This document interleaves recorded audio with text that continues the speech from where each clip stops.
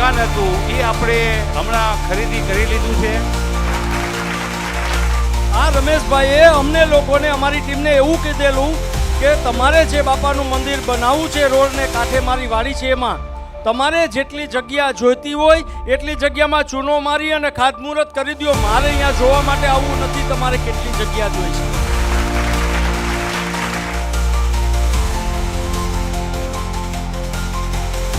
શિવરાપુરા બાપાની શું છે કે આપણો પરિવાર 750 વર્ષ છે.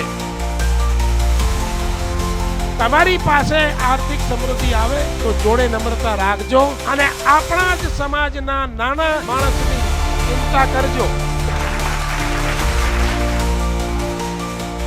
બોલો ઉમિયા માત કી. આપને ખાતરી આપું છું કે હવે દર વર્ષે કદાચ થાય કે ન થાય, દર 2 વર્ષે ચોક્કસ આપણે મળીશું.